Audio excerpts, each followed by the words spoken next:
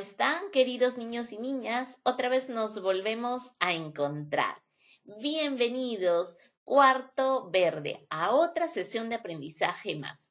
Y es importante siempre tener en cuenta el lema de nuestra institución, así como también nuestros principales acuerdos de convivencia, que nos van a permitir el desarrollo ordenado de esta sesión de aprendizaje. Y además va a ser significativo, ¿de acuerdo? Para ti.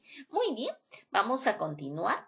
Tengo aquí una frase muy bonita que quiero compartir contigo, partiendo del valor de la responsabilidad, que es sentirse comprometido con nuestra familia, amigos, trabajo y con todo ser vivo que habita en nuestro planeta. Y por supuesto, ser responsables con nuestro planeta, ¿de acuerdo? Cuidándolo y protegiéndolo para que esté sano y también nosotros vivir tranquilos en él.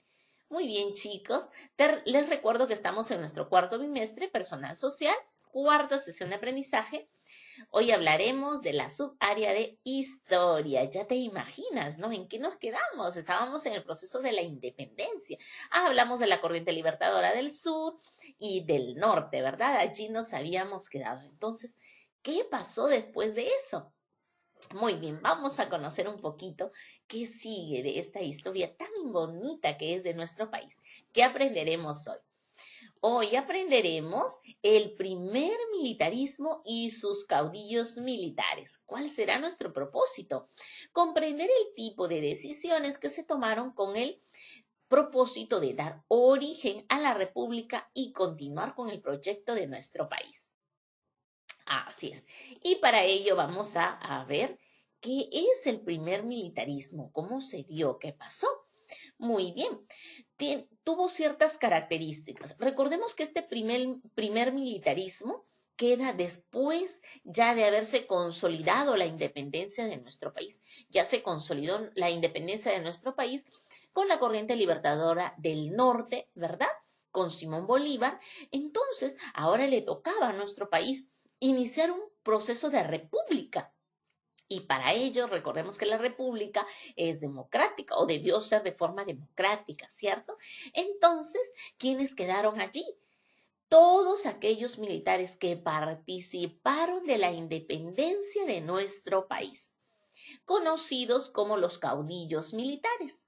¿Por qué caudillos militares? Porque eran militares de profesión y además se desenvolvieron en los diferentes encuentros que tuvieron estas batallas para hacerle frente, pues, al yugo español, ¿no? Para liberarnos de ese yugo español. Entonces, todo este proceso de presidentes que asumieron nuestro país se le conoce como el primer militarismo. ¿Sí? ¿A cargo de quiénes? De los caudillos militares, que son quienes participaron en esta independencia de nuestro país como militares, ¿verdad? Muy bien. Ciertas características que cumple este primer militarismo. Resuelven sus conflictos con violencia. Bueno, son militares, digamos, de profesión, entonces para enfrentarse en batallas tienen que utilizar la violencia. Entonces, sus ejércitos no eran profesionales, ¿no? Los ejércitos que formaban parte de estos caudillos militares, pero ellos como militares sí eran militares de profesión. Así es, peleaban, entre ellos para obtener el gobierno, ¿no? Utilizaban rebeliones y golpes de Estado, así se da mucha anarquía. ¿Qué es la anarquía?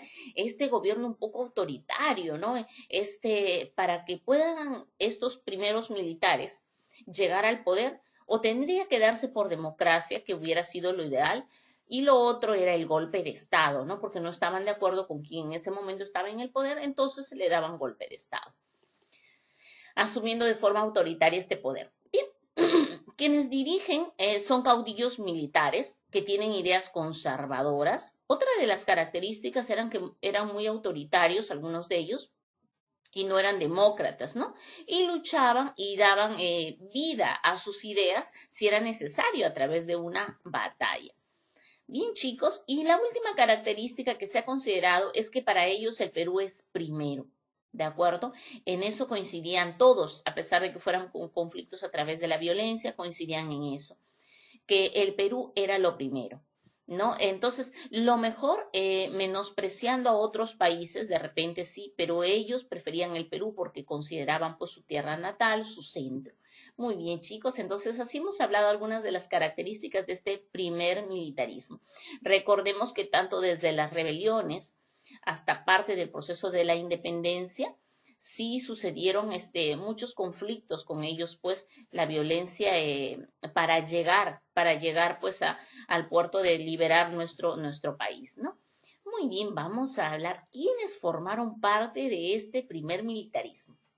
El Perú empieza a recobrar su nacionalidad. Así es, durante este periodo en que gobernaron los caudillos militares, sí que participaron en la guerra de la independencia. ¿Quiénes fueron? A ver, tenemos aquí el primer militarismo del Perú que se da entre los años 1827 a los años 1872. Entonces, atención por acá. Tenemos a José Domingo de la Mar y Cortázar, ¿de acuerdo? Él desde 1827 hasta 1829 gobernó. Muy bien, tenemos aquí también a Agustín Gamarra Mesía. Él desde 1829 hasta 1833. Tenemos a Luis José de Obregoso y Moncada Galindo desde 1833 hasta 1836, el tiempo en que gobernó. Y por último tenemos aquí a Felipe Santiago Salaverry del Solar, desde 1836 hasta el mismo año, fines del mismo año. Bien, vamos a conocer un poquito más. Empezamos con José de la Mar y Cortázar. Él nace en el año 1778 y fallece en el año de 1830. Muy bien.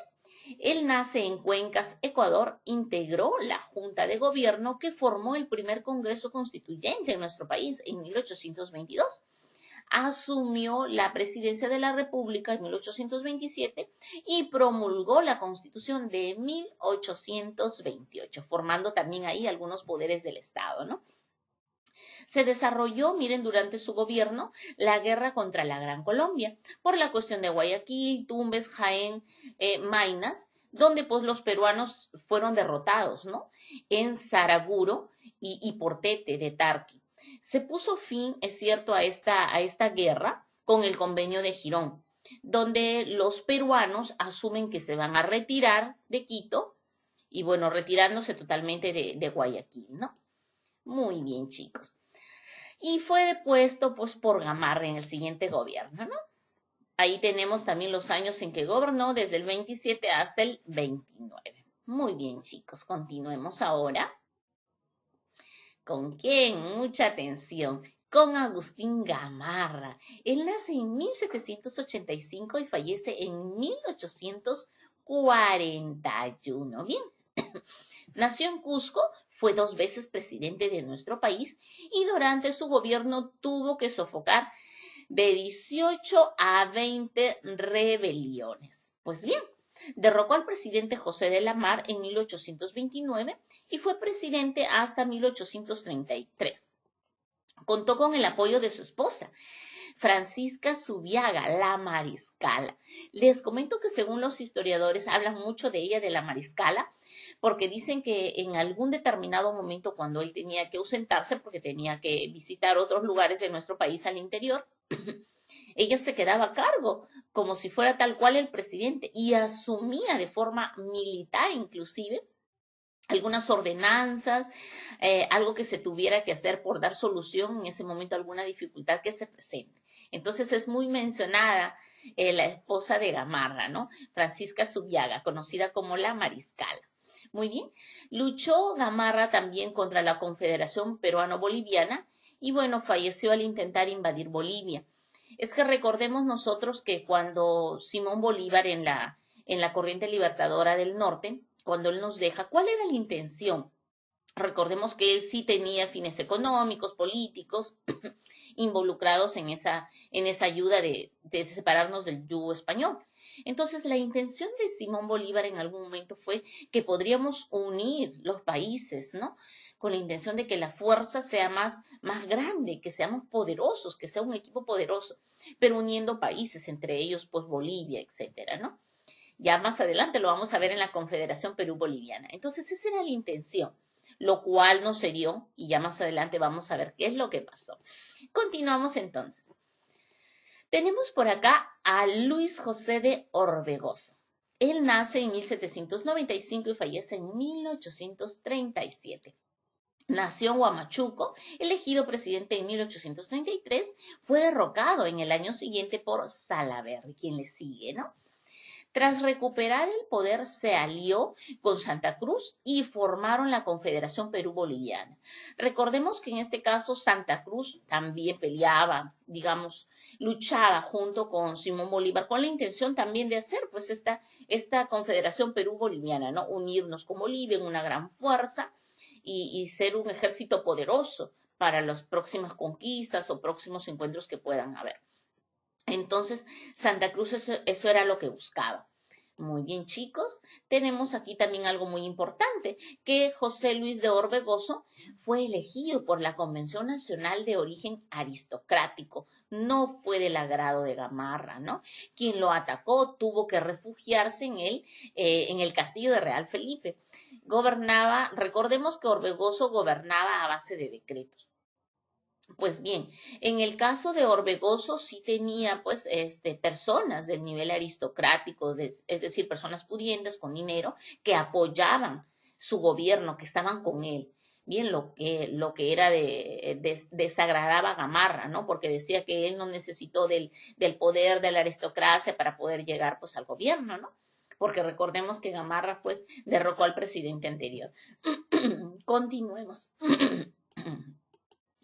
En 1833 hasta 1836 fue el tiempo de gobierno de José Luis de Orbegoso. Muy bien. Y vamos a finalizar aquí con el último caudillo militar que gobernó nuestro país durante el primer militarismo y es Felipe Santiago Salaverry, que nace en 1806 y fallece en 1836. Se incorporó al ejército patriota y participó en las batallas de Junín, Ayacucho, se rebeló contra Orbegoso y lo destituyó. Fue derrocado por Santa Cruz y fusilado en Arequipa, lamentablemente. En varias oportunidades fue detenido, acusándosele de crear conspiraciones, pero una y otra vez se logró escapar. Y finalmente se proclamó jefe supremo de la nación. Gobernó poco tiempo, fue solo 1836.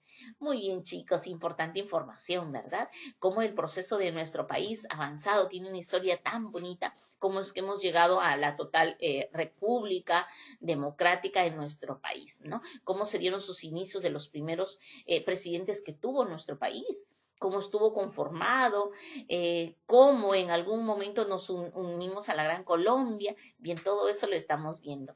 Muy bien, chicos.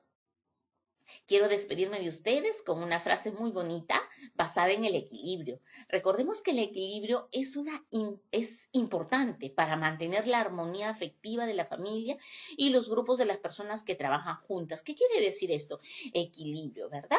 ¿Qué es el equilibrio? Como el malabarista, ¿no? Nos mantenemos allí, ni así de lado, nada, así bien equilibraditos. Quiere decir nuestras emociones, nuestros sentimientos, nuestros pensamientos. Tienen que ser equilibrados para llevarnos bien con quienes están con nosotros, no ofender y no dañar a nadie.